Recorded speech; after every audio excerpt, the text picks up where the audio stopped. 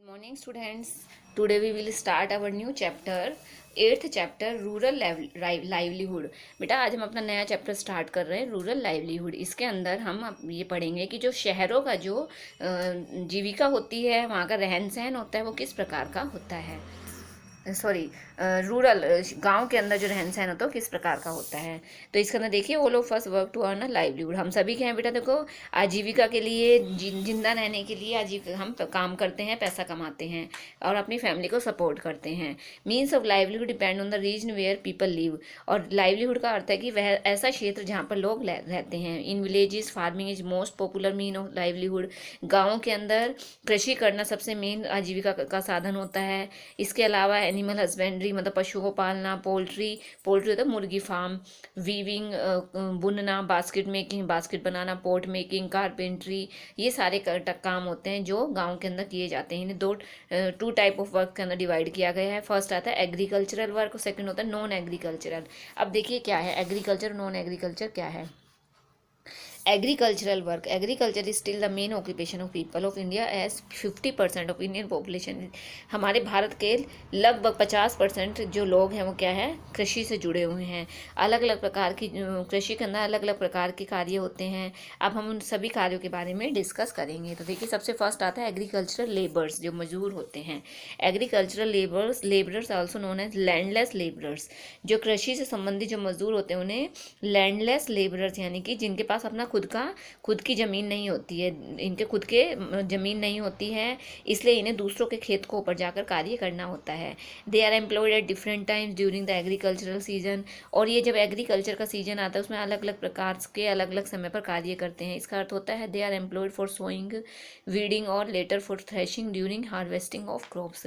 और ये अलग अलग प्रकार से, जैसे पहले बीज बोना, फिर उनको जब वो बड़े हो जाते हैं उनको काटना, उसके बाद उनमें से दाने को अलग करना, ये सारा कार्य है किया जाता है।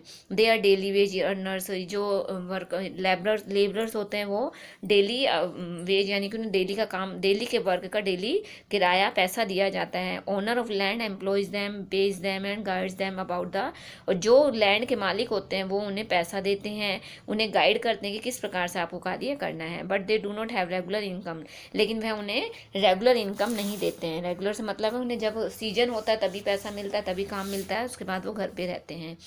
Other labourers are employed for other jobs like spraying pesticides. इसके अलावा कुछ मजदूर होते हैं जिन्हें दूसरा काम दिया जाता है, जैसे पेड़ों के ऊपर छिड़काव करना, उसका दवाई का छिड़काव करना, कलेक्टिंग क्रॉप्स को इकट्ठा करना, and loading of grains into trucks. और अनाज को ट्रक्स में लोड करना। ये सारा भी अलग अलग प्रकार का कार्य होता है। Nearly 2/5 of all rural families are agricultural labourers. लगभग 2/5 जितने भी रूरल फैमिलीज हैं उनमें से 2/5 जो पार्ट है वो क्या है, एग्रीकल्चर से ही जुड़ा हुआ है। Problems faced by agricultural labourers. अब जो एग्रीकल्चरल लेबरर्स होते हैं, मजदूर होते हैं, उन्हें किन किन समस्याओं का सामना करना पड़ता है। टफ लाइफ, इनका जो लाइफ स्टाइल होता है बहुत ही टफ होती है। These labourers lead a difficult life because there source of income is not regular. क्योंकि इनका इनकम का जो सोर्स होता है वो रेगुलर नहीं होता है। मोर ओवर जितने समय काम होता है उतने तो पैसा मिलता है, उसके बाद इन्हें पैसा नहीं मिलता है। Their work involve physical work labour. और इनके कार्य के अंदर सारा फिजिकल वर्क होता है। From bringing water from the wells, मतलब कुएं से पानी लेकर आने से लेकर कलेक्ट वुड फॉर कुकिंग, और खाना बनाने के लिए लकड़ी कलेक्ट करने तक का सारा कार्य क्या है, इन्हें मैनुअली करना होता है। Working on the farm they work day and night. और ये सुबह से लेकर रात तक काम करते रहते हैं। डेप्ट होता है कर। These labourers do not earn enough. ये जो मजदूर होते हैं वो इतना पैसा नहीं कमा पाते हैं in order to lead their lives and tackle emergencies. और इनके पास इतना पैसा नहीं होता है कि अपनी लाइफ को अच्छे से स्पेंड कर सकें, और जो कुछ इमरजेंसी आ जाए, कुछ प्रॉब्लम आ जाए, समस्या है, तो उसे टैकल कर सके, उसे हैंडल कर सके। जैसे इलनेस, अगर घर में कोई बीमार हो गया है, किसी का एक्सीडेंट हो गया है, घर में किसी की मैरिज है, तो उसके लिए जो लोन लेना पड़ता है वो लोन कहाँ से लेते हैं, मनी लेंडर जो जमींदार होते हैं उनसे। And caught in the vicious web of डेब्ट। और ये उस मतलब कर के अंदर, उस उधार के अंदर क्या है, धीरे धीरे करके दबते चले जाते हैं। अनएम्प्लॉयमेंट, अब बेरोजगारी, during lean period when there is no agricultural activity, जब किसी भी प्रकार का कोई भी खेती का कार्य नहीं होता, these labourers travel long distance in search of any kind of temporary work, तो ये जो वर्कर्स होते हैं वह बहुत लंबी लंबी दूरी का डिस्टेंस तय करके किसी और प्रकार का टेम्परेरी वर्क ढूंढने की कोशिश करते हैं ताकि इनके घर का गुजारा हो सके। आगे देखिए स्मॉल फार्मर्स। अब देखिए जो फार्मर है वो भी अलग अलग प्रकार के होते हैं। तो फर्स्ट आता है small farmer. Small farmers own small PCs of land. अब जो छोटे फार्मर होते हैं उनके पास अपने खुद के खेत होते हैं जो 1 से 2 हेक्टेयर तक होते हैं। Medium farmers own between 2 to 6। जो मीडियम फार्मर्स होते हैं उनके पास 2 से 6 हेक्टेयर तक के खेत होते हैं। And the area is small. इनका जो एरिया होता है वो छोटा होता है। They are able to do all jobs from sowing to harvesting by themselves. और यह खेतों के अंदर बीज बोने से लेकर उनकी कटिंग करने तक का सारा कार्य खुद ही करते हैं। Their family helps all along small. और ये इनके परिवार के सभी लोग मिलकर इनकी हेल्प करते हैं। Small farmers help each other through. और जो छोटे फार्मर्स होते हैं वो भी एक दूसरे की हेल्प करते हैं। आगे देखिए problems faced by small farmers. अब जो छोटे फार्मर स्मॉल फार्मर होते हैं उन्हें किन किन प्रॉब्लम्स का सामना करना पड़ता है। Division of crops. Small land owners are unable to afford good quality seeds.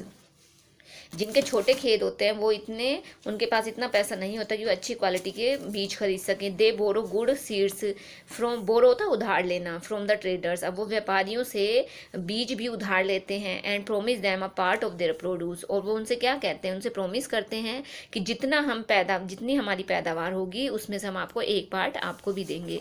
So the crop is divided into 3 parts. इसलिए अब जो क्रॉप्स है उसे 3 पार्टों में डिवाइड किया जाता है। 1 part is given to the trader in return of the seed. अब एक पार्ट उसमें से उन व्यापारी को दिया जाता है जिन व्यापारियों से इन्होंने सीड उधार लिए थे। 1 पार्ट फॉर फैमिली नीड्स। एक पार्ट को ये अपनी फैमिली के लिए रखते हैं। And a small left over portion is sold off. और जो बचा हुआ थोड़ा सा पार्ट होता है वो उसे बेच देते हैं। इनसफिशिएंट इनकम एंड डेप्ट। अब देखिए इनकी जो इनकम है वो इनसफिशिएंट होती है और वो उधार के अंदर दब जाते हैं। Above account shows that the earning of small farmers are not enough. इन सभी बातों से पता चलता है कि जो छोटे फार्मर्स होते हैं उनकी अर्निंग ज़्यादा नहीं होती है। So they work as part time labourers. इसलिए वो क्या है, कोई पार्ट टाइम कार्य करते हैं, जैसे कंस्ट्रक्शन साइट, जैसे कोई बिल्डिंग वगैरह बन रही है तो वहाँ पर जाके लेबर का मजदूर का कार्य करना। They also sell milk honey और mahua leaves to make them extra money for the family. इसके अलावा वो दूध बेचते हैं, शहद बेचते हैं और महुआ की पत्तियाँ बेचते हैं जिसके द्वारा उनकी फैमिली को एक्स्ट्रा इनकम उनकी होती है।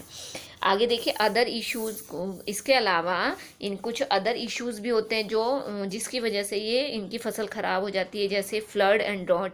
बाढ़ आ गई है, सूखा पड़ गया है तो इसकी वजह से क्या है, फार्मर की सारी फसल ख़राब हो जाती है। Paste and insect and also destroy. इसके अलावा फसलों के अंदर कीड़ा लग गया है, छोटे छोटे उसमें जानवर आ गए हैं, कीड़े आ गए तो इसकी वजह से उनकी फसल डिस्ट्रॉय हो जाती है, ख़राब हो जाती हैं। अब आता है बेटा लार्ज फार्मर्स। लार्ज फार्मर्स में देखिए large farmers are those who have own more than 5 hectare of land. Large farmers वो होते हैं जिनके अपने 5 हेक्टेयर की ज़मीन होती है। They lead a good life. यह अच्छी लाइफ एंजॉय करते हैं। They can afford to buy good quality seeds. यह अच्छी क्वालिटी के बीज खरीद सकते हैं। And sell the produce to traders to earn profits. और जो जितनी इनके पास फसल होती है उसमें से उसको व्यापारी को ये बेच देते हैं। Many big farmers have side businessman. और इसके अलावा कुछ बड़े बड़े फार्मर्स होते हैं जो अपना साइड बिजनेस भी चलाते हैं, जैसे शॉप्स ऑफ फर्टिलाइजर्स, जिनकी अपनी खुद की फर्टिलाइजर की, सीड की, राइस मिल की शॉप होती है। सम ऑफ देम हैव ट्रैक्टर्स। कुछ के अपने ट्रैक्टर्स होते हैं। एंड अदर मशीनरी या दूसरी मशीन होती है जिसकी वजह से क्या है, land out to small farmer, जो अपने छोटे किसानों को ये किराए पर देते हैं और उससे वो किराया वसूल करते हैं। तो ये सारा था बेटा एग्रीकल्चरल वर्क के अंदर जो आता है।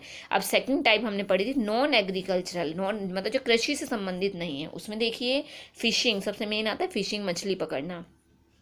जितने भी कोस्टल एरियाज हैं उसके अंदर फिशिंग सबसे पॉपुलर ऑक्यूपेशन है। देयर आर स्मॉल फिशरमैन, कुछ छोटे फिशरमैन हैं जो केवल फिशिंग के ऊपर ही जिनकी आजीविका डिपेंड करती है। दे यूज स्मॉल बोट्स, वे छोटी नाव का यूज़ करते हैं। एब्सोल्यूट इक्विपमेंट, और वो लिमिटेड इक्विपमेंट्स यानी कि साधनों का यूज़ करते हैं। Big fisherman have many boats, जो बड़े बड़े फिशरमैन होते हैं उनके पास बहुत सारी नाव होती हैं और उनके पास जो संसाधन होते हैं वो भी एडवांस होते हैं। दे एम्प्लॉय मैनी और others to work for them, और वह दूसरों के लिए भी कार्य करते हैं। दे, उनके पास और नौकर भी होते हैं। They also invest in other business like pro breeding, और इसके अलावा इनका दूसरा बिजनेस भी होता है जैसे प्रॉन ब्रीडिंग होता है मछलियों को मतलब उन्हें एक नस्ल से दूसरी नस्ल को पैदा करना, तैयार करना।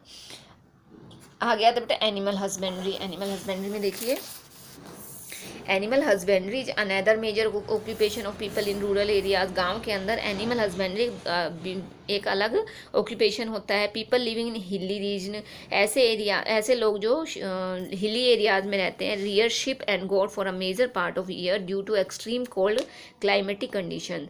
वह वहाँ पर बकरी और भेड़ को पालते हैं और वहाँ पर जो क्लाइमेट होता है बहुत ही कोल्ड होता है। They earn their livelihood by selling wool, milk etcetera, और वो बकरी का दूध बेचकर, भेड़ की ऊन बेचकर वो क्या है अपनी आजीविका कमाते हैं।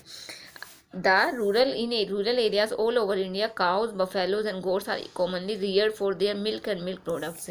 और गांव के अंदर जो गाय है, भैंस है, गोट, बकरियां हैं, ये इनको क्या है दूध के लिए, दूध के प्रोडक्ट्स के लिए पाला जाता है।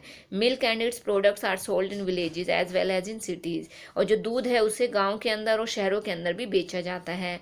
बहुत सारी जगहों पर milk cooperatives have been formed by villagers. कई जगह के ऊपर जो मिल्क कोऑपरेटिव्स होते हैं वो विलेजर्स के द्वारा फॉर्म तैयार किए जाते हैं।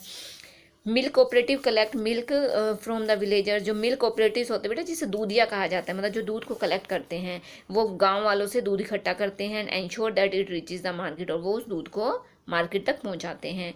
They also make sure that the villagers get fair price for it, उन्हें यह पक्का विश्वास होता है कि जो गांव वाले हैं उन्हें इसके लिए सही पैसा देंगे। Beside this they also provide loans to the villagers and help them to produce and sell butter, ghee and other dairy products, और इसके अलावा जो दे प्रोवाइड टू विलेजर्स वो गाँव वालों से लोन भी लेते हैं एंड हेल्प देम, और उनकी हेल्प भी करते हैं बटर को बेचने में, बटर, घी और मिल्क के जो अदर प्रोडक्ट्स होते हैं उन्हें सेल आउट करने में उनकी हेल्प भी करते हैं। सम फार्मर्स की bulls for ploughing there fields and pulling carts, और कुछ फार्मर्स होते हैं जिनके पास अपने बैल होते हैं, उन बैलों के द्वारा वो खेतों में हल जोतते हैं। Poultry farming is another source of livelihood in villages, poultry farming होती है मुर्गी पालन भी लोगों का एक अन्य व्यवसाय होता है। आगे है अदर ट्रेड्स, इन सभी के अलावा देखिए और दूसरे व्यापार क्या होता है। Some villagers are involved in small scale business like pot making, pot बनाना, बास्केट बनाना, कारपेट बनाना, बुनाई करना। This type of work require special skills, इन सभी कार्यों के लिए स्पेशल स्किल की जरूरत होती है। Beside some villagers work as tailors, barber, cobbler, smith, carpenter, अंस। टेलर होता है जो कपड़े सिलता है, बार्बर जो नाई जिसे जो कटिंग करता है, कॉबलर्स जो ये बनाता है, स्मिथ लोहार का और इसका लोहे का और उसका सोने का काम करता है, कारपेंटर जो इसका कारपेंटर्स होते हैं जो बढ़ई का काम करता है, लकड़ी का काम करता है। ये सारा कार्य भी क्या गाँव के अंदर किया जाता है। तो बेटा ये आपका चैप्टर था, चैप्टर कंप्लीट हो गया है। बहुत इजी चैप्टर है, आई होप आप सभी बच्चों को समझ में आ गया होगा। फिर भी अगर आपको कोई डाउट है तो आप मुझसे डिस्कस करोगे। Okay, thank you.